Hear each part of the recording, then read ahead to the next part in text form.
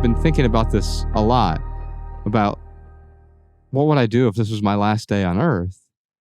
And I would show up and actually witness it. Mm-hmm. See it for what it is. Yeah. Without being blinded by the past. Yeah. Without being blinded by the future. I'm reminded of one of my favorite books. There's a book called Angels by Dennis Johnson. Mm-hmm. Malik, I'm sure you've read Angels at some point. No, it's one of my favorites, so I'm going to ruin it for you. I apologize. The climax of, by the way, fast forward 2 minutes if you don't want to hear this. The climax of the novel, main character's name is Bill Houston. This is weird. I haven't read it since I was in my 20s, but it just stuck with me. It was so powerful. Mm-hmm. It's his last day on Earth. He's been convicted of murder, and he's going to the electric chair, and they're walking him to the electric chair. And he recognized how unfair this moment is because everything he actually sees now, whether it's the bluest blue he's ever seen in the sky, out the little tiny barred window, or he sees a bird fly overhead, or the mountains in the Colorado distance. Yeah. And he sees them, actually sees them for the first time. And he's not thinking about where he's going to be tomorrow because he won't be here tomorrow. Yeah. He's finally living his life like it's his last day. Not because he's striving or hedonistic, but he's seeing everything around him. And the reason I brought this up, Ryan, is when I moved recently, I was beginning to lament the condo that I was moving out of. We were living in West Hollywood, a really nice condo. It was real simple. And I enjoyed living there a lot. But I took a lot of it for granted. Like, we take everything for granted. Like, simple things like the exit sign or the signage out front. We don't see it. We tune it out.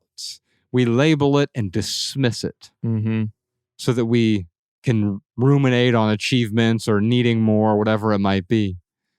And instead, as I was spending my last week there, it was like I was on a sort of death row of sorts. Because that part of my life was dying. No longer was I going to see the same things again. End of a chapter, man. And it allowed me to see them. Yeah.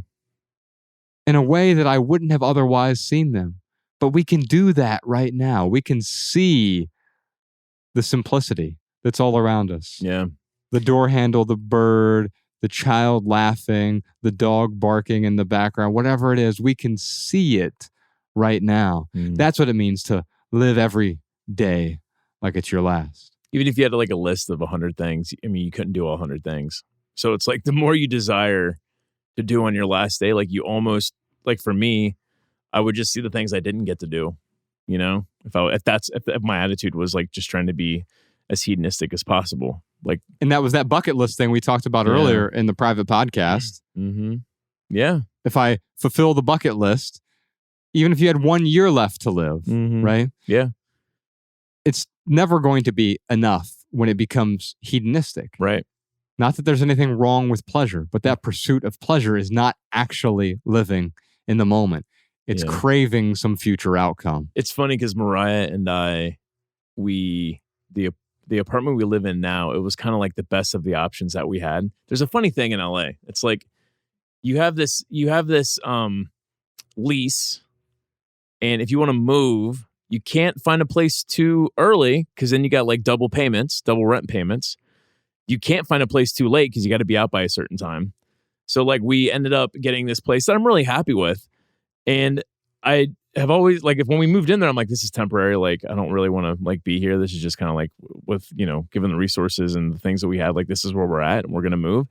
And like, we've been looking at moving lately. And it's funny because when I think about leaving the place we're at now, I'm like, wait a minute, like there's like a beauty to this place. Like there's a beautiful community and like, it's got this like really cool, like, you know, really like 50s modern feel, if that makes it. It's not Art Deco, but I mean, there's just like a cool vibe to it that like when I think about leaving it, I'm like, oh, I actually don't want to leave this place. Like I really like it. You're appreciating it now. Like, I'm seeing it for what it is. Yeah. Did you enjoy this standalone Patreon highlight? If so, you can listen to full episodes of the Minimalists private podcast available exclusively on Patreon. Visit patreon.com/theminimalists or click the link in the description. Your support keeps our podcast and YouTube channel 100% advertisement free.